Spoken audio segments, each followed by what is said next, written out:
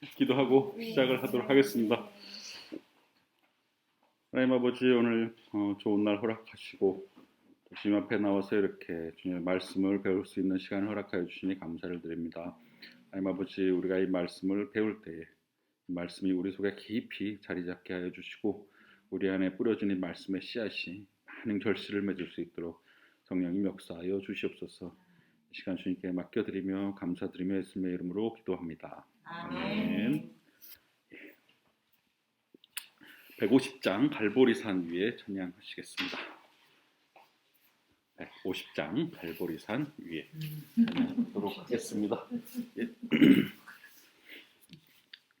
갈보리산 위에 십자가 섰으니 주가 고난을 당한 표라. 험한 십자가를 내가 사랑함은 주가 보혈을 흘림이라. 최후 승리를 얻기까지 주의 십자가 사랑하리. 빛난 멸류관 받기까지 험한 십자가 붙들겠네. 멸천대 받은 주의 십자가에 나의 마음이 끌리도다. 귀한 어린 양이 세상 죄를 지고 험한 십자가 지셨도다. 최후 승리를 얻기까지 주의 십자가 사랑하리. 빛난 멸류관 받기까지 험한 십자가 붙들겠네. 험한 십자가에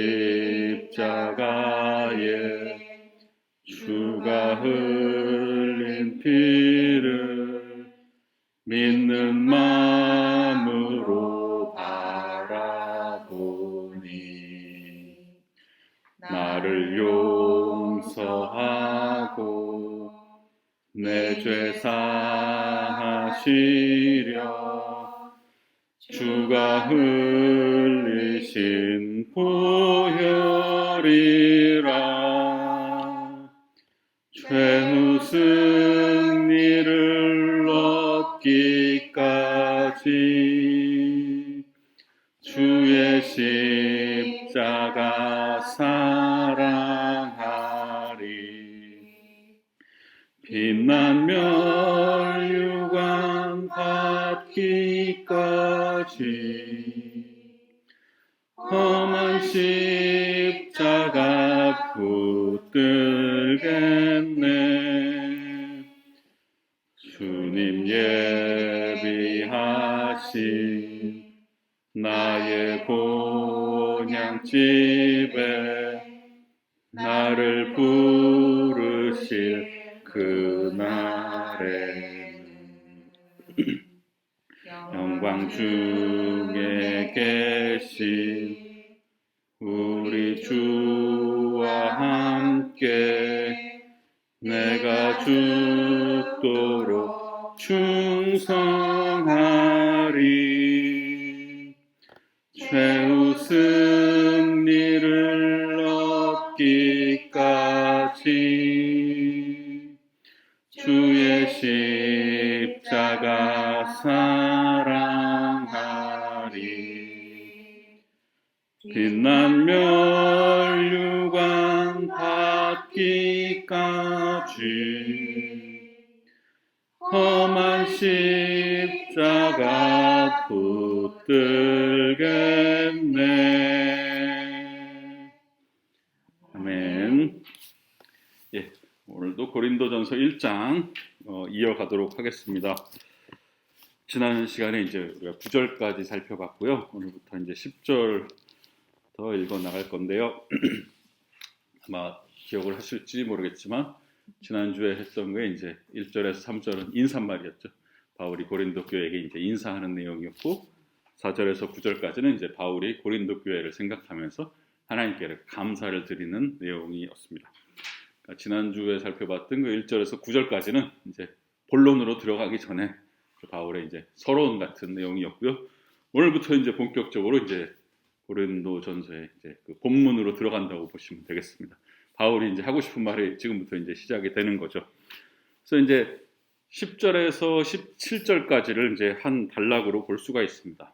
그래서 이 단락에서 이제 이 10절에서 17절은 그럼 어떤 내용을 다루고 있느냐?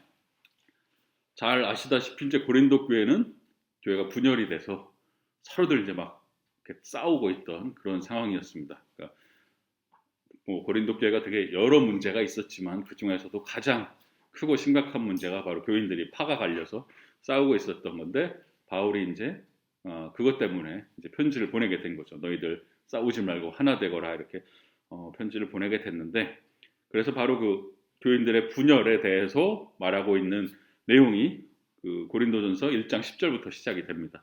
오늘 볼 이 10절부터가 이제 바로 그 분열에 대한 내용이 나오고 이 내용이 4장 21절까지 쭉 계속합니다.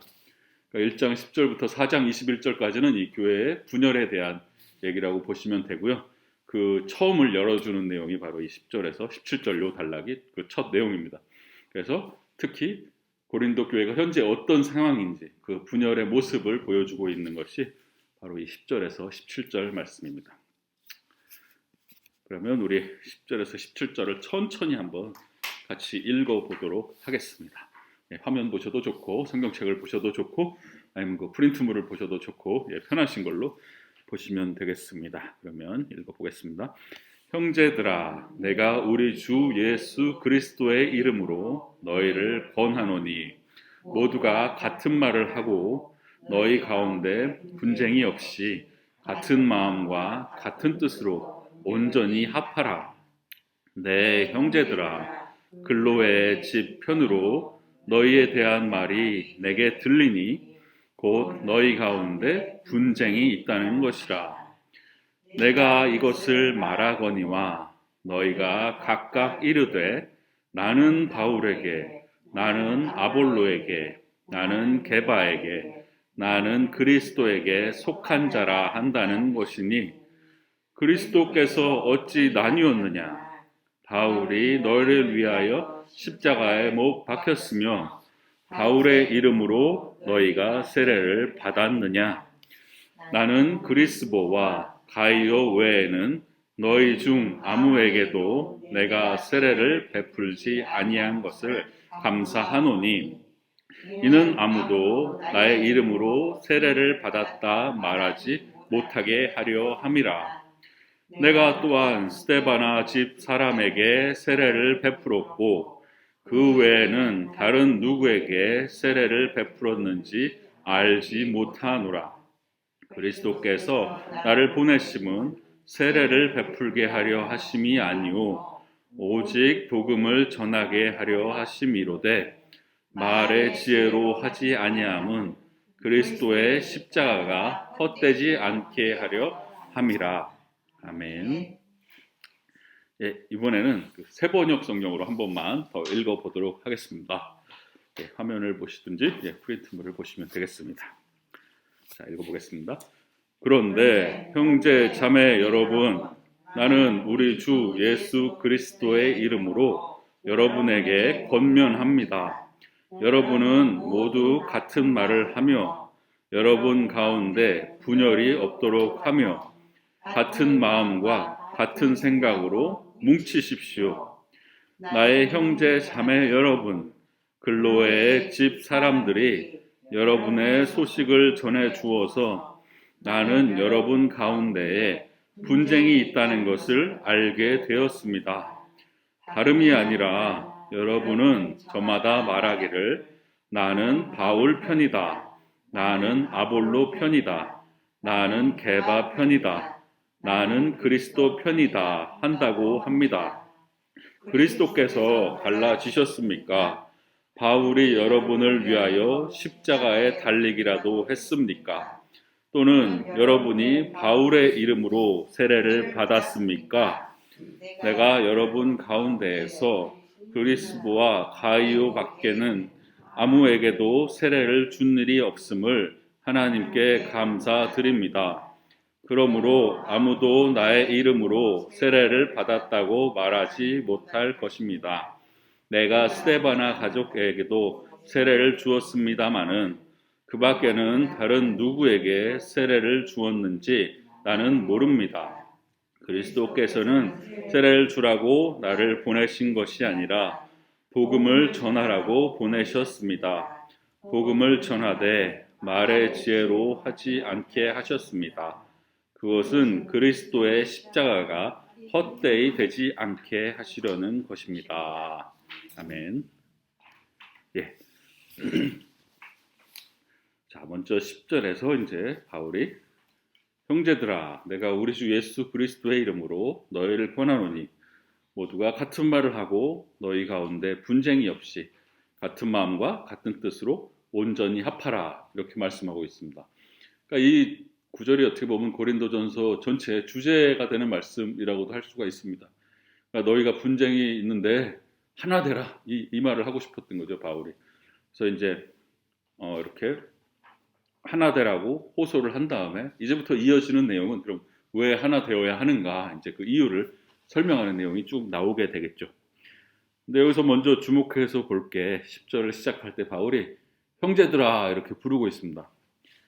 이 형제들아라는 말이 고린도전서에 되게 많이 나옵니다. 제가 여기다 쫙 그냥 써놨는데 검색을 해보니까 뭐 1장 10절, 11절, 26절, 2장 1절, 3장 1, 다 읽을 수도 없을 정도로 4장, 7장, 10장, 11장, 12장, 14장, 14장에도 4번이나 나오네요. 15장도 4번 나오고. 그러니까 형제들아 바울이 엄청 많이 고린도 교회 교인들을 형제들아라고 부르고 있습니다. 왜 그랬을까요?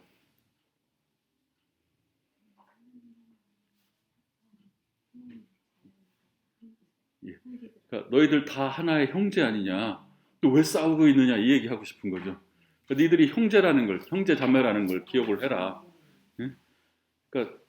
그러니까 하나가 되어야지, 나는 그걸 강조하고 싶어서 바울이 이렇게 형제들아를 고린도전서에서 엄청 많이 사용을 하게 됩니다. 그러니까 하나 되어야 하는 이유가 바로 너희가 그리스도 안에서 한 형제 한 자매니까 너희는 하나가 되어야지 라고 바울이 강조를 하고 있는 것이죠. 그 다음에 이제 바울이 또 10절에서 뭐라고 하냐면 형제들아 내가 우리 주 예수 그리스도의 이름으로 너희를 권하노니, 이렇게 예수님의 이름으로 먼저 얘기를 합니다. 그러니까 이게 바울이 내 개인 생각을 말하는 게 아니다. 지금 내가 너희들한테 뭐 부탁하고 이런 게 아니라 예수님의 이름으로 내가 지금 호소를 하고 있다, 이 얘기를 하고 있는 거죠.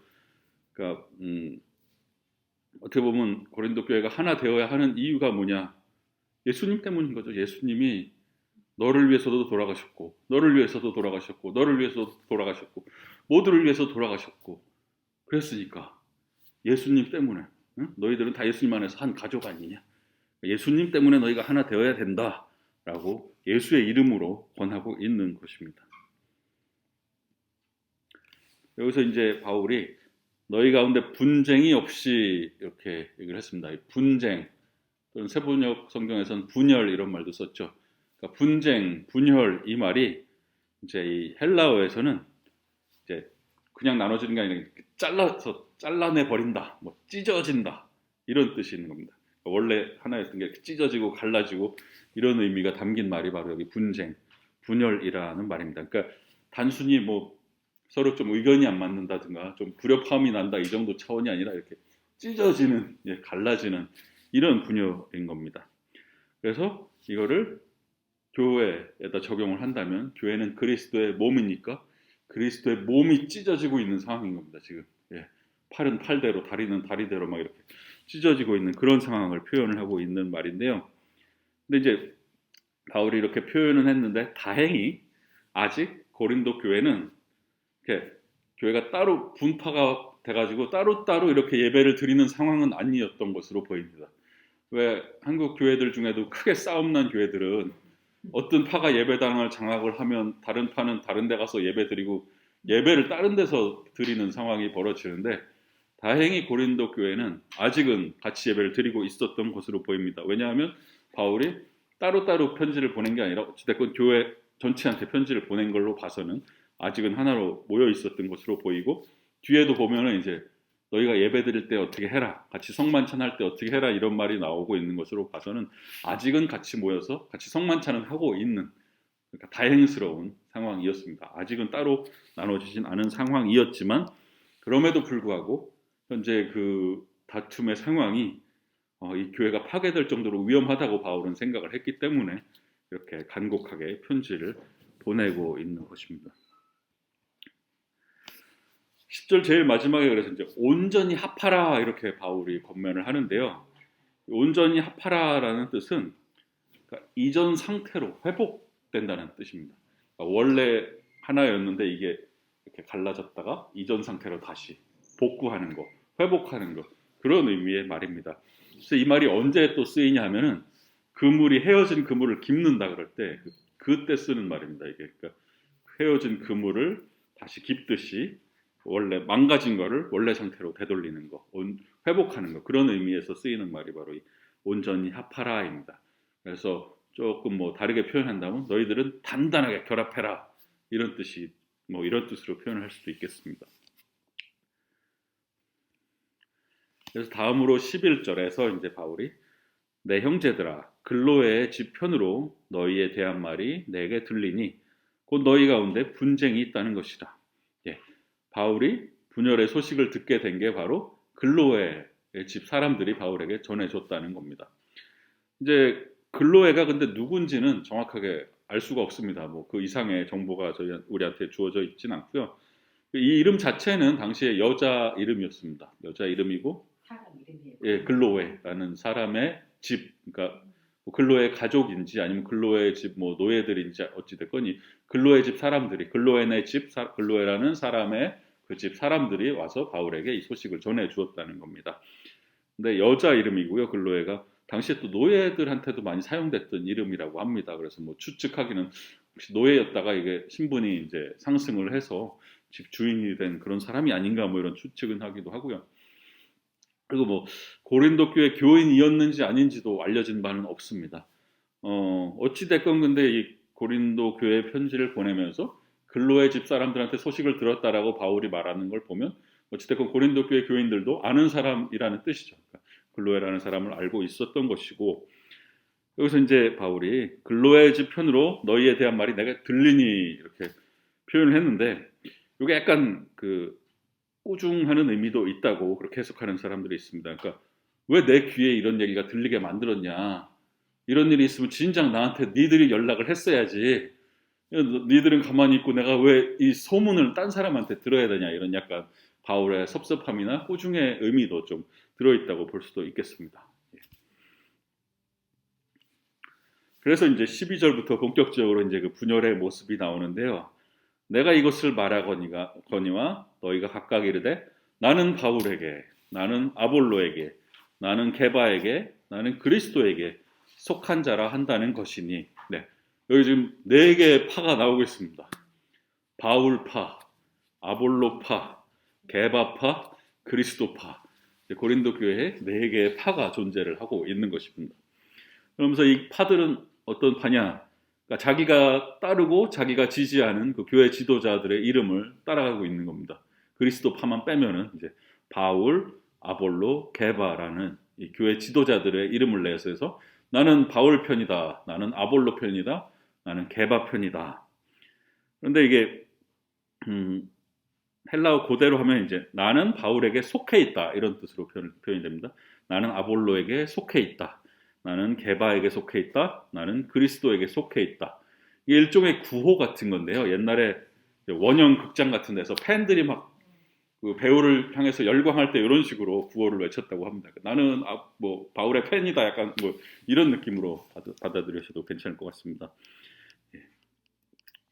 자, 그럼 바울파라는 건 뭔가, 이제 뭐 정확한 내용이 우리한테 주어져 있지는 않지만 최대한 고린도전서 내용이나 다른 내용들을 가지고 유출을 해보면, 일단은 바울은 고린도 교회를 세운 사람입니다. 그래서 그냥 세우기만 한 것가 아니라 진짜 그 애정을 가지고 교회를 돌보고 키운 사람이죠. 그래서 고린도전서 4장 15절에서 바울이 뭐라고 했냐면, 그리스도 예수 안에서 내가 복음으로써 너희를 낳았다고 할 정도로, 그러니까 자식같이 생각하면서 애정을 가지고 바울이 교회를 세우고 돌봤기 때문에 당연히 바울을 따르는 교인들이 있었겠죠. 예. 그래서 바울하고 아주 가까운 바울을 따르는 그런 지지자들이 당연히 있었을 것인데요. 이건 너무나 당연한 건데, 다른 한편으로 생각을 해볼 수 있는 건, 바울파가 있었다는 것은 고린도 교회 안에 바울을 싫어하는 사람도 있었다는 뜻이 됩니다. 왜냐하면 모두가 바울파면은 분쟁이 없는 건데, 바울파라는 게 있다는 것은 바울이 교회를 세웠는데도 바울을 안 따르는 사람들이 있었다는 뜻이 되는 겁니다. 그래서 아마도 바울이 고린도 교회를 세우고 떠나 있는 상황에서 이제 다른 분파들이 좀 생기게 된 것 같습니다. 그래서 바울의 다른 분파들이 막 생기면서 바울의 위치가 좀 불안해지니까, 그게 좀 못마땅했던 사람들이 우리는 그래도 바울을 따를 거야 라고 이렇게 모인 사람들이 아닐까라고 추정을 해볼 수가 있습니다. 근데 이제 바울파가 있으면은, 그래, 고맙다, 니들은 그래도 내 편을 들어주는구나 라고 할 것 같은데, 그러질 않고 바울파도 바울한테는 혼나야 될 대상인 겁니다. 왜냐하면은 어찌됐건 교회의 하나됨을 깨고 있는 건 사실이니까, 바울은 자기를 따른다고 뭐 이 사람들 칭찬하는 게 아니라, 나를 따르는 게 중요한 게 아니고 교회가 하나 되는 게 중요하다, 지금 바울은 이것을 강조하고 있는 거죠. 그러니까 바울 자신한테 뭐 충성을 표시하는 건 아무 의미가 없다. 바울에게 중요한 거는 오직 예수님의 십자가, 그리고 교회 하나됨이었기 때문에 결코 바울은 바울파를 이렇게 뭐 칭찬하거나 인정해주지 않았습니다. 다음으로 이제 흥미로운 게 아볼로파인데요. 아볼로라는 사람이 있었습니다. 아볼로라는 사람이 어떤 사람인지를 이제 우리가 잘 볼 수 있는 거는 사도행전 18장에 가면은 아볼로 얘기가 나옵니다. 그 사도행전 18장 24절에서 28절에 아볼로 이야기가 나오는데요. 뭐라고 나오고 있느냐? 우리 한번 같이 읽어볼까요? 18장 24절에서 28절입니다.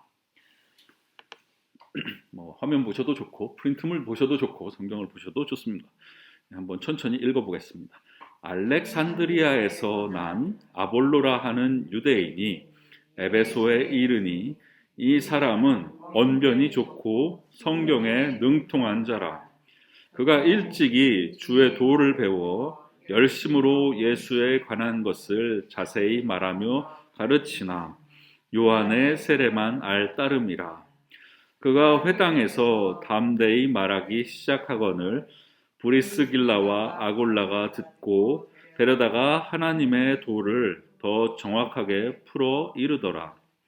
아볼로가 아가야로 건너가고자 하므로 형제들이 그를 격려하며 제자들에게 편지를 써 영접하라 하였더니, 그가 감에 은혜로 말미암아 믿은 자들에게 많은 유익을 주니, 이는 성경으로서 예수는 그리스도라고 증언하여 공중 앞에서 힘있게 유대인의 말을 이김이러라. 네, 아볼로에 대한 얘기가 이렇게 나오고 있는데요. 먼저 알렉산드리아라는 도시에서 그 도시 출신이랍니다. 알렉산드리아에서 난 아볼로라. 그러니까 알렉산드리아라는 도시가 그 옛날에 이집트에 있던 도시입니다. 근데 당시 로마 세계에서는 되게 크고 중요했던 도시입니다. 그러니까 로마, 안디옥, 알렉산드리아 이 세 개 도시가 가장 크고 번창했던 도시인데요. 특히 이 알렉산드리아 같은 경우 당시에 도서관이 있을 정도로 학문적으로 되게 많이 발달을 했던 도시고요. 그리스 철학 같은 게 되게 많이 발달을 했던 도시였습니다. 그런 도시 출신이었으니까 아볼로도 아무래도 좀 학식이 있고 똑똑했던 것 같습니다. 그래서 성경에 언변이 좋고 말을 아주 그냥 유창하게 잘하고 성경에 능통했다. 예, 성경을 아주 잘 해석하고 말도 잘하고 똑똑한 사람이었습니다. 거기다가 열심으로 예수에 관한 것을 자세히 말했다. 그러니까 열심도 있고 말도 잘하고 성경도 잘 알고 똑똑하고 열정도 있으니까 얼마나 대단했겠습니까? 그래서 아볼로가 이제 아가야로 가면서 아가야가 바로 그 고린도 교회가 있던 고린도 지역 그 지역을 아가야라고 부르죠. 그러니까 아볼로가 고린도로 이제 가니까 그래서 형제들이 그를 격려하며 제자들에게 편지를 써 영접하라 하였더니 그러니까 고린도 교회에 이제 아볼로가 가니까 잘 맞아줘라 이렇게 아마 편지를 먼저 보냈나 봅니다. 그래서 아볼로가 감에 은혜로 말미암아 믿은 자들에게 많은 유익을 주니 그러니까 고린도에 가서 아볼로가 사역을 하니까 이제 고린도 교회에 많은 유익이 생긴 것이죠. 그래서 특별히 어떤 사역을 했느냐? 성경으로서 예수는 그리스도라고 증언하여 공중 앞에서 힘있게 유대인의 말을 이겼다. 그러니까 유대인들은 이제 예수님이 메시아라는 걸 이제 부인했지 않습니까? 아볼로는 이제 성경에 능통하니까 여기서 성경이라는 게 지금 우리가 갖고 있는 신구약 성경이 아니라 이때는 구약 성경밖에 없었죠. 그러니까 구약 성경만 갖고 예수님이 메시아라는 거를 유대인들하고 싸워가지고 증명을 막 해냈다는 거죠. 그러니까 이 공중 앞에서 공개적인 장소에서 성경을 갖고 유대인하고 붙어가지고 이겼다 이겁니다. 아볼로가. 그러니까 이 얼마나 고린도 교회 교인들이 보면 멋있겠습니까? 예, 막 유대인들을 막 말씀으로 무찌르고 말도 잘하고 열정적이고 똑똑하고 성경을 그냥 잘잘잘 깨고 그러니까 아마 아볼로의 팬들이 많이 생겨났던 것 같습니다. 근데 특히 이제 뭐 똑똑하고 성경을 잘 알고 하니까 좀 아볼로를 따르던 사람들은 아무래도 좀 더 지적이고 그런 엘리트 의식 있는 사람들이 아마 모이지 않았을까 이런 추측을 할 수 있고요. 근데 이제 아볼로에 비해서 바울도 사실 되게 똑똑한 사람이거든요. 공부할 거 다 했고 당시 가말리엘 문화에서 공부를 했으니까 성경을 뭐 바울이 아볼로보다 모르겠습니까? 그죠? 바울도 성경 잘 알고 바울이 또 열정이 뭐 아볼로보다 적겠습니까? 또 열정한 바울 아닙니까? 바울도 열정적이고 성경도 잘 알고 똑똑하고 지식이 있었는데 한 가지 좀 아볼로한테 좀 딸리는 게 말이 좀 딸렸던 것 같습니다. 바울이 성경 여기저기 보면 바울이 말을 조금 말하는 게 부족했다는 이런 얘기들이 나오거든요. 예를 들면 이제 고린도전서 2장 1절에 뭐라고 바울이 쓰고 있냐면 형제들아 내가 너희에게 나아가 하나님의 증거를 전할 때에 말과 지혜에 아름다운 것으로 아니하였나니 그러니까 말을 내가 뭐 잘한 건 아니지 않냐 이런 얘기를 하고 있는 거죠. 여기 고린도 후서 10장 10절에 보면 또 그들의 말이 그러니까 그들은 누구냐면 이제 고린도 교회 교인들이죠. 그의 편지들은 무게가 있고 힘이 있으나 그러니까 바울이 보낸 편지들은 무게가 있고 힘이 있으나 그가 몸으로 대할 때에는 약하고 그 말도 시원하지 않다 하니 이런 말을 고린도 교회 교인들이 한 거거든요. 그러니까 글로 읽으면 바울이 되게 글을 잘 쓰는데 로마서나 뭐 이런 거 보시면 글을 엄청 잘 쓰는 사람인데 직접 만나보니까 이게 말이 시원찮더라 이런 평가를 지금 하고 있는 겁니다. 고린도 교인들이. 그러니까 바울이 좀 말이 부족했다는 걸 알 수가 있죠. 고린도후서 11장 6절에도 내가 비록 말에는 부족하나 바울 스스로도 인정을 하는 겁니다. 내가 비록 말에는 부족하나 지식에는 그렇지 아니하니 이것을 우리가 모든 사람 가운데서 모든 일로 너희에게 나타내었노라. 그러니까 이제 아볼로는 똑똑하고 성경도 잘 알고 열정도 있고 말까지 잘하는데 바울은 말솜씨가 좀 딸리니까 아마 고린도 교인들이 좀 비교를 한 것 같습니다. 그러면서 이제 아볼로를 따르는 사람들이 생겨나게 된 것 같습니다. 예. 다음 파가 이제 게바파라는 파가 나옵니다. 게바라는 거는 베드로입니다. 베드로는 이제 헬라어 이름이라면 게바는 이제 그 당시 유대인들의 아람어로 표현했을 때 게바 그러니까 베드로의 또 다른 이름입니다. 그래서 이제 고린도 교회에 베드로를 따르는 사람들이 있었구나 이제 이런 얘기인데요. 조금 이제 궁금한 게 베드로가 고린도 교회를 갔다는 얘기는 못 들어봤거든요. 그러니까 베드로는 주로 유대인들 중심으로 사역을 했고 예루살렘 교회 중심으로 사역을 했기 때문에 왜 고린도 교회에 베드로를 따르는 파가 왜 생겼을까 이런 좀 궁금증이 생기게 됩니다. 일단은 뭐 그 초대교회 때 워낙 유명했지 않습니까? 베드로는 제일 유명한 사람이고 그러니까 당연히 고린도까지 그 이름이 전해졌을 것이고 어느 정도 영향력도 고린도에 미쳤을 거라고 추측은 할 수 있는데요. 당연히 뭐 예수님의 수제자, 그죠? 예수님의 수제자고 예루살렘 교회 지도자고 했으니까 당연히 그 명성은 널리 퍼져 있었을 것입니다. 그리고 그 고린도전서 9장 5절에 보면은 바울이 뭐라고 쓰고 있냐면 우리가 다른 사도들과 주의 형제들과 게바와 같이 믿음에 자매된 아내를 데리고 다닐 권리가 없겠느냐 이런 말을 바울이 쓰고 있거든요. 그러니까 이제 고린도 교인들한테 쓰면서 내가 게바와 같이 이렇게 게바 이름을 언급했다는 건 고린도 교회 교인들도 이미 게바를 잘 알고 있었다는 뜻이고요. 그리고 여기서 볼 수 있는 거는 이제 게바와 같이 믿음에 자매된 아내를 데리고 다닐 권리가 없겠느냐. 그러니까 베드로는 부인을 데리고 이렇게 전도하러 다니고 있었던 거고 바울은 독신이었지 않습니까? 바울은 혼자 다니고 있었던 거고 그 얘기가 여기 나오고 있죠. 그러니까 고린도 교회 교인들도 이미 베드로에 대해서는 충분히 알고 있었다. 이걸 알 수가 있습니다.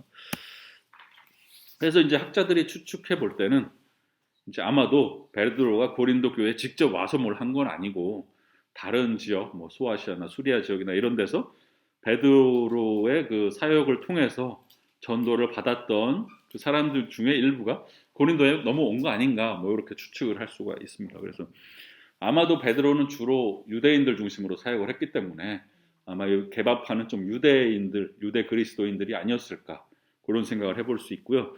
근데 이제 유대인이었다가 기독교인이 된 사람들의 특징이 좀 여전히 율법을 지키고 할례를 행하고 뭐 이런 그 문화가 있었거든요. 그러니까 사도행전에서도 보면 이제 유대파하고 헬라파하고 이제 이렇게 좀 갈등이 생기는 게 유대인들은 예수를 믿게 됐지만 여전히 또 유대교에 그렇게 율법을 지켜 나가고 있는 상황이었고 이방인들은 새로 이제 기독교인이 됐으니까 굳이 유대교의 율법을 따를 필요가 없으니까 그 부분에서 좀 갈등이 있었는데 그러니까 이 베드로를 따르는 이 유대교 그리스도인들은 아마도 여전히 율법을 좀 지키는 그런 사람이었을 것으로 보이고요. 그러다 보니까 이제 나중에 고린도전서 이제 8장에서 10장 가면은 그 우상에게 바친 음식을 먹어도 됩니까 안 됩니까 뭐 이런 논쟁이 나오거든요. 그러니까 그런 논쟁 자체가 되게 이제 율법을 지켜야 되느냐 안 지켜야 되느냐 이런 논쟁이거든요. 그런 논쟁이 있었던 걸로 봐서는 고린도 교회 안에도 여전히 율법을 지키고자 하는 유대교 그리스도인들이 존재했다는 것을 알 수가 있습니다. 그래서 아마 베드로를 따르던 이 게바파도 그런 부류의 사람들이었을 것으로 추측을 할 수 있고요. 이제 아마도 베드로를 따르는 이런 그 유대인 그리스도인들이 고린도 교회에 있을 때 이 사람들이 볼 때는 이 바울의 권위가 좀 부족해 보였을 것입니다. 왜냐하면 베드로는 예수님 살아계실 때부터 어떻게 보면 첫 제자로 이렇게 부르심을 받아가지고 공생에 같이 하면서 베드로는 물에도 빠져보고 다 해봤지 않습니까? 그런 베드로가 있는데 바울은 어디서 굴러먹다 나타난 사람인지 예수님 제자도 아니고 갑자기 자기가 부활한 예수를 다메섹에서 만났다. 그래서 나도 사도다. 이러고 등장을 했으니까 이 베드로 파에서 볼 때는 얼마나 가짜나 보였겠습니까?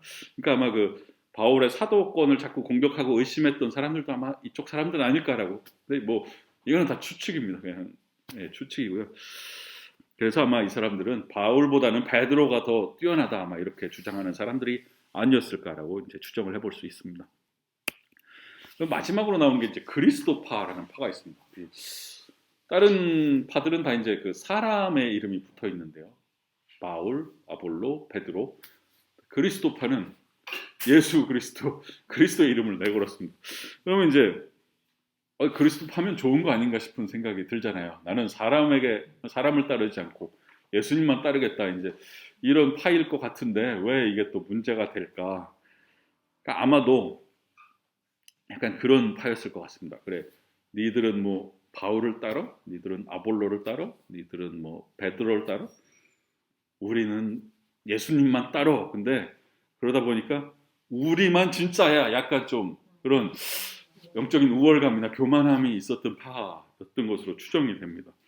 우리는 예수님만 따라. 그러면서 우리는 누구의 말도 안 들어. 우리는 바울 말도 안 들어. 아볼로 말도 안 들어.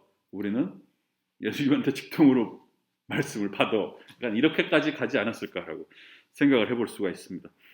그러니까 이제 요즘도 그런 사람들 있지 않습니까? 나는 성경도 필요 직통으로 받는다. 아마 그런 부류였을 것으로 좀 추정을 하고 그런 사람들이 또 교만하지 않습니까? 나는 영적으로 계시를 받는 사람이야. 약간 그러면서 고린도전서 후반부에 12장, 13, 14장 하면 막 영적인 은사 때문에 시끄러웠거든요, 교회가. 그러니까 그런 좀 영적인 거 강조하고 좀 열광적인 어떤 성령주의자 그런 그룹이 아니었을까라고 추측을 해볼 수가 있습니다. 그래서 아볼로파가 좀 지적으로 엘리트들이었다면은 이 그리스도파는 영적으로 좀 엘리트 의식이 있던 그런 그룹이었을 것으로 추정이 되고요. 이게 흥미로운 게 이 고린도전서는 뭐 기원 후 한 50년 고 50년대에 쓰여졌는데 한 40년 뒤에 95년쯤에 로마에 이제 클레멘트라는 사람이 있었습니다. 그 클레멘트라는 사람이 고린도 교회에 또 편지를 보내거든요. 40년 후에. 근데 그 편지에 보면 바울파, 아볼로파, 게바파가 여전히 그 편지에 얘기가 나옵니다. 그 바울파, 아볼로파, 게바파를 언급을 하는데 그리스도파에 대해서는 언급을 하지 않습니다. 클레멘트가. 그래서 추정해 볼 수 있는 건 40년 후에는 그리스도파는 고린도 교회에 없었구나 그렇게 생각을 할 수 있고요. 그래서 그러면 아마 떨어져 나간 거 아닌가? 뭐 이런 생각도 한번 해볼 수가 있습니다. 그러니까 이때는 그리스도파가 교회에 있었는데 40년 후에는 없어졌으니까 아마 따로 떨어져 나간 거 아닌가 이렇게 추정을 할 수가 있고요. 보통 이렇게 추정할 수 있는 이유가 이 영적으로 좀 엘리트 의식이 있는 직통계시 강조하고 좀 이런 분들이 솔직히 교회가 성에 안 차지 않습니까? 예.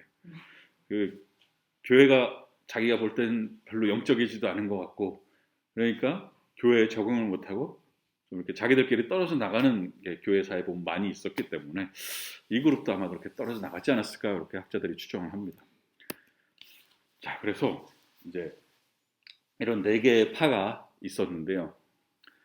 이제 바울은 어떤 하나의 분파에 대해서 뭐 꾸짖고 있는 것도 아니고 자기를 따르는 분파에 대해서 칭찬하고 있는 것도 아니고 바울은 이제 고린도 교회 전체를 향해서 지금 말을 하고 있는 것입니다. 니들이 지금 다 문제다. 니들이 그렇게 싸우면 되겠느냐. 예. 그러니까 분파라는 건 어찌됐건 그 교회의 하나됨을 위협하고 있었기 때문에 바울은 그것을 이제 비판하고 있는 것이고요. 그러면서 이제 이 사람들이 아까 말씀드렸지만 이 사람들이 했던 얘기가 나는 바울에게 속했다. 나는 아볼로에게 속했다. 나는 게바에게 속했다. 그러니까 나는 교회 어떤 지도자에게 나는 속한 사람이다 이렇게 표현하고 있는데 바울이 오히려 그게 아니고 그 반대다라는 얘기를 하고 있습니다. 어디서 그런 얘기를 하고 있냐면 고린도전서 3장으로 가시면 3장 21절에서 23절까지에 거기에 대해서 이제 바울이 반박을 하는 내용이 나오고 있습니다. 3장 21절부터 23절입니다. 한번 읽어보겠습니다. 그런즉 누구든지 사람을 자랑하지 말라. 만물이 다 너희 것임이라. 바울이나 아볼로나 게바나 세계나 생명이나 사망이나 지금 것이나 장래 것이나 다 너희의 것이요 너희는 그리스도의 것이요 그리스도는 하나님의 것이니라. 아멘. 예. 그러니까 이 고린도 교회 교인들은 나는 바울에게 속했다, 나는 아볼로에게 속했다, 나는 게바에게 속했다 이렇게 얘기하고 있는데 바울이 하는 얘기는 그게 아니라 반대로 바울이 고린도 교회 교인에게 속한 것이고 아볼로가 고린도 교회 교인들에게 속한 것이고 게바가 고린도 교회 교인들에게 속한 것이다. 반대다. 실제는 이게 반대라는 얘기를 하고 있는 겁니다. 그러니까 교인이 지도자에게 속한 게 아니라 지도자가 교인에게 속한 것이고 이 교인이 또 그리스도에게 속한 것이고 그리스도는 하나님의 것이다. 그러니까 이 지도자들은 교인들을 섬기는 사람이지 결코 교인이 지도자에게 속하는 것 아니다라고 바울이 반박을 하고 있는 것입니다. 그러면서 이제 13절에 가면은 바울이 13절에서 세 가지 질문을 던지고 있습니다. 그리스도께서 어찌 나뉘었느냐? 바울이 너희를 위하여 십자가에 못 박혔으며 바울의 이름으로 너희가 세례를 받았느냐? 이게 질문이 세 개거든요. 보시면 그리스도께서 어찌 나뉘었느냐? 그 다음에 바울이 너를 위해서 십자가를 못 박혔느냐? 세 번째가 바울의 이름으로 너희가 세례를 받았느냐? 세 개의 질문을 지금 던지고 있습니다. 이 질문에 대한 답이 예일까요? 아니올까요? 세 개 다 당연히 아니오인 질문들입니다. 그리스도께서 나뉘었느냐? 당연히 안 나뉘었죠. 바울이 너희를 위해서 십자가를 섰느냐? 당연히 아니죠. 너희가 바울의 이름으로 세례 받았냐? 당연히 아니죠. 예, 당연히 답이 아니오인 질문 세 개를 연달아서 바울이 던집니다. 그리고 그 세 질문에 대해서 이제 바울이 좀 답을 자세하게 하는데요. 세 번째 대한 질문에 대한 답을 먼저 합니다. 바울이. 그러니까 질문이 1번, 2번, 3번 이렇게 갔다면 답은 3번, 2번, 1번 순으로 바울이 답을 합니다. 그 세 번째 질문에 대한 답이 바로 이어지는 14절부터 17절이고요. 그래서 이제 세례 얘기를 먼저 하게 됩니다. 그 다음 두 번째 질문에 대한 답을 이제 1장 18절에서 25절 얘기, 십자가에 대해서 얘기를 하고요. 그 다음에 이제 마지막으로 첫 번째 질문에 대한 답을 1장 제일 마지막에 교회 하나됨에 대해서 이야기를 합니다. 그러니까 이렇게 대칭으로 만들어 놨습니다. 질문을 세 개 던지고 세 번째 질문, 두 번째 질문, 첫 번째 질문 순으로 답을 딱 이렇게 해주고 있습니다. 그럼 이제 질문들을 좀 이렇게 하나씩 보자면 그리스도께서 어찌 나뉘었느냐. 그러니까 이 말은 교회가 그리스도의 몸인데 교회가 어떻게 분열할 수 있겠느냐. 너희를 구원하신 그리스도는 한 분이신데 너희는 왜 나눠졌느냐. 그 얘기를 하고 있는 것이죠. 그 다음에 두 번째 질문. 바울이 너희를 위하여 십자가에 못 박혔느냐. 이거는 예수님의 그 대속 죽음에 대해서 얘기하고 있는 것이죠. 고린도 교회 교인들을 위해서 죽으시고 죄사함을 주신 분은 바울도 아니고 아볼로도 아니고 베드로도 아니고 예수님만이 우리를 위해 십자가에 달리신 분이다. 예수님만이 교회의 유일한 근거가 되시고 터전이 되시는데 왜 인간의 이름을 내세우고 있느냐, 이렇게 얘기를 하고 있는 것이죠.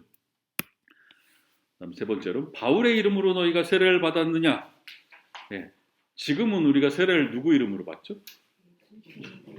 잘 기억해 보십시오. 주 예수 그리스도를 믿는 하나님의 자녀 누구에게 성부와 성자와 성령의 이름으로 세례를 주노라. 아멘 하시죠. 성부와 성자와 성령의 이름으로 지금 세례를 받는데 아직 이때는 되게 기독교 초기라서 아직 성부, 성자, 성령 이런 삼위일체 개념이 아직 발달하지 않을 때입니다.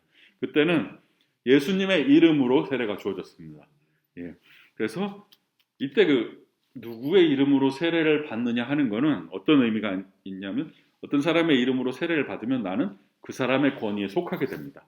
그러니까 예수님의 이름으로 세례를 받았다는 것은 내가 이제 예수님의 권위 아래에 들어가게 된다는 뜻입니다. 그래서 어떤 예수님 말고 다른 인간의 이름으로 세례를 받는다면 그 사람 밑으로 들어가겠다는 뜻입니다. 이게. 그래서 세례가 그렇게 주어질 수는 없는 거죠. 아무리 뛰어난 베드로건 바울이건 그 베드로의 이름으로 바울의 이름으로 세례를 줄 수는 없는 것입니다. 자, 그래서 이제 14절부터가 이제 세례 얘기를 조금 더 바울이 자세하게 하게 됩니다. 나는 그리스보와 가이오 외에는 너희 중 아무에게도 내가 세례를 베풀지 아니한 것을 감사하노니 이는 아무도 나의 이름으로 세례를 받았다 말하지 못하게 하려 합니다. 바울이 거기서 막 교회를 세우고 막 열심히 선교 사역을 했지만 내가 세례 준 사람은 딱 2명밖에 없다. 그리스보와 가이오 둘밖에는 내가 세례를 안 줬다. 그러니까 너네 바울 이름으로 세례 받았단 말 하지 마라. 이제 이런 얘기하고 있는 거죠. 그리스보와 가이오 이름이 나왔는데 혹시 이 사람들 생각나십니까? 그리스보란 사람은 사도행전 18장에 나왔었는데요. 회당장 그리스보였습니다. 회당장, 그러니까 유대인의 그 회당의 장이었죠. 그런데 이 회당장 그리스보가 회심을 합니다. 18장 8절에 사도행전 18장 8절에 또 회당장 그리스보가 온 집안과 더불어 주를 믿으며 수많은 고린도 사람도 듣고 믿어 세례를 받더라. 유대교의 리더였는데 바울의 전도를 듣고 그냥 온 집이 회심한 집이 바로 그리스보의 집이었습니다. 그리고 가이오라는 사람도 이제 사도행전 가이오가 누구냐? 사도행전 18장 7절에 보면 이제 거기서 옮겨 하나님을 경외하는 디도 유스도라는 사람의 집에 들어가니 그 집은 회당 옆이라. 그때 얘기 드렸었는데 처음에 바울이 회당에서 계속 전도를 했는데 유대인들하고 이제 마찰이 생겨가지고 회당에 못 들어가게 되니까 회당 옆집에 이제서 교회가 모이기 시작했다. 그때 그 집이 이제 디도 유스도라 하는 사람의 집이었다고 말씀을 드렸는데 아마 이 가이오라는 사람은 그 디도 유스도라는 사람하고 동일 인물일 것이다라고 추정을 합니다. 왜냐하면 이제 당시에 이제 역사적인 기록을 보면 가이오, 디도, 유스도 요게 하나의 이름으로 사용된 기록들이 있나 봅니다. 그래서 가이오, 디도, 유스도 요게 하나의 이름이니까 가이오라는 사람이나 디도, 유스도라는 사람이나 같은 사람일 것이다라고 추정을 하는데요. 가이오라는 사람에 대해서 성경에 또 어디 로마서 16장 23절에 보면 나와 온 교회를 돌보아주는 가이오도 너희에게 문안하고 이렇게 나옵니다. 그러니까 이 교회가 가이온의 집에서 모이고 있었던 것입니다. 그러니까 옛날에 교회 건물이 따로 없이 그 집에서 모였었거든요. 일종의 가정교회 같은 건데 이 고린도 교회 교인들이 다 모일 정도면 가이온의 집은 상당히 컸을 겁니다. 그러니까 아마 집도 넓고 좀 부유한 사람이 아니었을까라고 추정을 해볼 수가 있습니다. 근데 이제 16절에 또 뭐라고 나오고 있냐면 내가 또한 스데바나 집 사람에게 세례를 베풀었고 그 외에는 다른 누구에게 세례를 베풀었는지 알지 못하노라 이렇게 나오고 있는데요. 좀 이상하지 않으십니까? 바로 직전에 바울이 뭐라고 그랬냐면 내가 그리스도와 가이오 외에 두 사람 말고는 세례를 안 줬다. 딱 했는데 16절에 스데바나도 줬다. 이렇게 나오고 있거든요. 그래가지고 왜 갑자기 스데바나를 추가를 했을까? 그러니까 생각해 볼 수 있는 가능성이 두 가지가 있는데요. 바울이 진짜 잊어버리고 있다가 당시에 편지를 바울이 손으로 직접 쓰질 않고 어떻게 썼냐면 바울은 이제 말로 막 불러줍니다. 그러면 이걸 받아 쓰는 사람이 막 열심히 적습니다. 그래서 내가 그리스도와 가이오밖에 세례를 안 줬다 라고 딱 썼는데 바울이 딱 이제 생각이 나가지고 맞다 스데바나도 줬지. 근데 당시에 글을 쓸 때 뭐 지금처럼 컴퓨터로 치는 것도 아니고 연필로 지우개로 지울 수 있는 것도 아니고 종이랑 잉크가 그게 없던 시절이지 않습니까? 뭐 양피지나 뭐 파피루스 이런 데 막 쓰는데 잘못 썼다고 지울 수가 없습니다. 여태까지 벌써 10몇 절 썼는데 그러니까 당시에는 지울 수가 없기 때문에 추가를 아마 했을 가능성이 있습니다. 그러니까 맞다 스데바나의 집도 있었지라고 해서 추가했을 가능성이 하나 있고요. 아니면 바울이 진짜 잊어버렸던 게 아니라 알고 있는데 약간 일부러 좀 설득의 기술로서 사용한 방법일 수도 있는데요. 그러니까 그리스도 가이오밖에 안 줬어. 맞아 스데바나도 있지. 그리고 그 외에 다른 누구한테 세례 베풀었니? 나 기억도 잘 안 나. 나 기억이 잘 안 나. 왜? 세례는 그렇게 중요한 게 아니라 세례 준 게 중요하지 않거든. 이 얘기를 하고 싶었을 수도 있습니다. 그래서 내가 누구한테 세례 줬는지 나는 기억조차 나지 않는다. 그러니까 세례를 누구한테 받느냐가 니들이 중요한 게 아니고 누구 이름으로 받았느냐, 예수 이름으로 세례 받은 게 중요하지 바울한테 받았냐, 아볼로한테 받았냐 그런 거 따지지 마라. 막 이런 의미에서 일부러 이런 약간 테크닉을 썼을 수도 있습니다. 근데 뭐 확실히는 모르죠. 우리가 바울이 아니니까 이런 두 가지 정도 가능성이 있습니다. 진짜 잊어버렸다 생각났을 수도 있고 아니면 세례를 누구한테 받는 게 중요하지 않다는 걸 보여주기 위한 일종의 어떤 그 테크닉일 수도 있고요. 그럼 스데바나 집 사람에게 세례를 베풀었다는데 스데바나는 누군가? 고린도전서 16장 15절 16절에 이제 스데바나 이름이 나옵니다. 형제들아 스데바나의 집은 곧 아가야의 첫 열매요 또 성도 섬기기로 작정한 줄을 너희가 아는지라. 내가 너희를 권하노니 이 같은 사람들과 또 함께 일하며 수고하는 모든 사람에게 순종하라. 스데바나의 집이 고린도 교회에서의 첫 회심자, 그러니까 바울의 선교 사역의 첫 열매였던 사람이고요. 그리고 또 뒤에 보면 이제 성도 섬기기로 작정했다. 그러니까 교회를 섬기는 리더였던 것 같습니다. 그래서 고린도 교회 교인들한테 그런 사람들 순종해라 지금 바울이 부탁을 하고 있는 거 보면 교회의 어떤 좀 리더급의 사람이 아니었을까라고 추정을 해볼 수가 있습니다. 근데 재밌는 게 보면 바울이 지금 세례를 줬다고 언급한 사람이 이제 3명이 된 겁니다. 그리스보, 가이오, 스데바나. 근데 다 좀 뭐랄까 사회적으로 좀 지위가 있는 사람들입니다. 그리스보는 회당의 장이었고요. 가이오는 교회가 그 집에 다 모일 정도로 부유한 사람이었고 스데바나도 보면 리더로서 이렇게 교회를 섬기는 사람이었던 걸 보면 이게 바울이 일부러 그런 건 아니겠지만 그 당시도 보면 그런 사회적으로 힘 있는 사람들이 교회에서도 힘이 좀 있었던 거 아닌가 이런 그냥 생각을 한번 해볼 수가 있습니다. 그리고 나중에 고린도전서 11장 가면 이제 성만찬 때문에 좀 문제가 생기는데요. 당시에 성만찬이라는 게 이제 집에서 자기 먹을 것들을 싸갖고 와가지고 같이 밥을 나눠 먹고 이런 거였는데 무슨 문제가 있었냐 하면 고린도 교회가 부자들은 비싼 음식 싸가지고 와가지고 자기들끼리 먹고 가난한 사람들은 좀 안 좋은 음식 싸가지고 와서 자기들끼리 먹고 좀 이런 문제가 있었습니다. 그래서 바울이 그거 갖고도 야단을 치거든요. 그런 거 보면 교회 안에도 빈부격차랄까 뭐 사회적으로 힘센 사람이 교회 안에서도 힘세고 왜 솔직히 뭐 한국 교회도 장로 되려면 그죠 돈 없는데 장로 되기 힘들고 뭐 이런 분위기들 이제는 없겠지만 예전에 있지 않았습니까? 그러니까 그런 게 벌써 초대교회 때도 있었던 거 아닌가라는 좀 그런 생각이 듭니다. 그래서 이제 17절이 오늘 이제 마무리하는 이제 바울의 말씀인데요.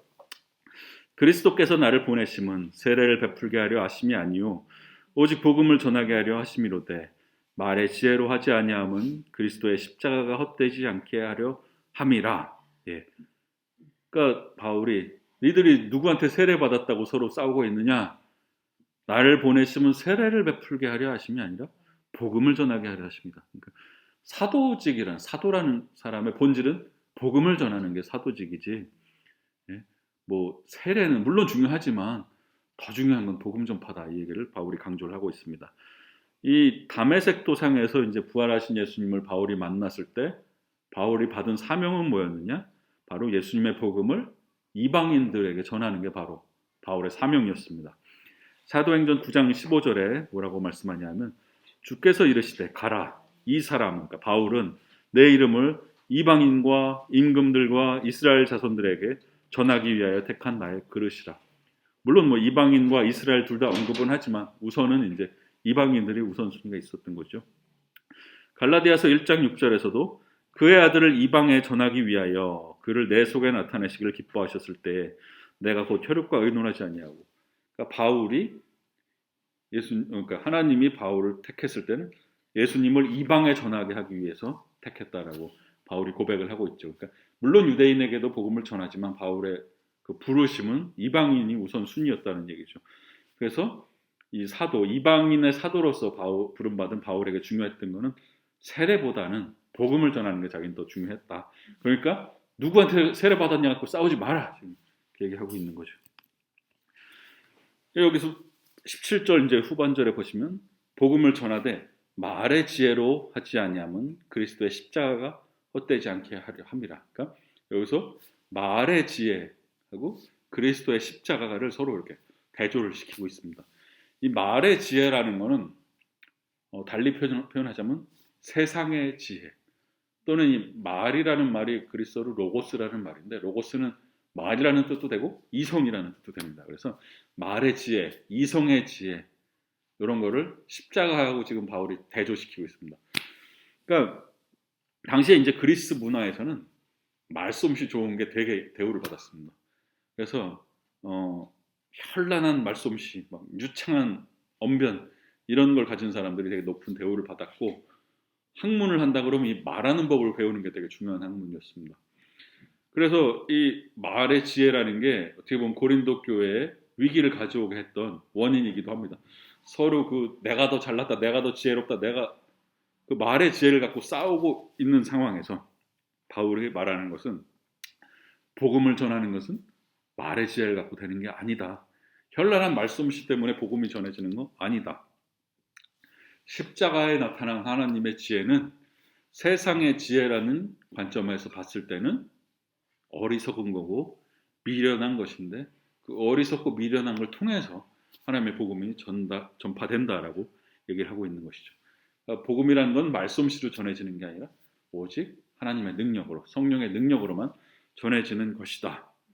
그래서 말이 너무 앞서게 되면 오히려 진정한 어리석고 미련한 십자가의 지혜를 이 말의 지혜가 가려버릴 수도 있기 때문에 바울이 말의 지혜가 중요한 게 아니다, 십자가의 지혜가 중요한 것이다, 이거를 강조하고 있지요. 그러면서 이제 다음 주에 살펴볼 18절부터가 이제 그 하나님의 지혜와 세상의 지혜의 이야기를 바울이 풀어나가게 됩니다. 그래서 오늘 이제 고린도전서 1장 10절에서 17절을 살펴봤는데요. 이게 바울이 이렇게 애타게 편지를 썼는데 참으로 안타까운 거는 아까 말씀드렸듯이 기원 95년쯤에 로마의 클레멘트라는 사람이 고린도 교회에 편지를 쓰는데 여전히 바울파, 아볼로파, 게바파를 언급을 합니다. 그러니까 40년 동안 분열 문제가 없어지지 않은 것 같습니다. 그러니까 95년에 편지를 쓰면서 또 그 얘기가 나오고 있는 겁니다. 그래서 이게 참 안타까운 사실이고요. 생각해 볼 수 있는 게 오늘날도 예수님이 아니라 사람을 쫓는 교인들이 있지 않는가.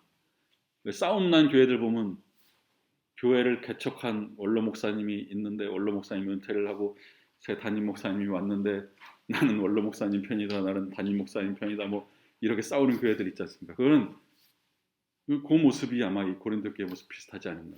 예수님을 따라야 되는데 사람을 쫓는 그런 잘못이 오늘날도 일어나고 있는 것 같고, 아까도 말씀드렸듯이 사회적인 어떤 그 빈부 구조가 교회 안에서도 나타나고 있는 것은 아닌가.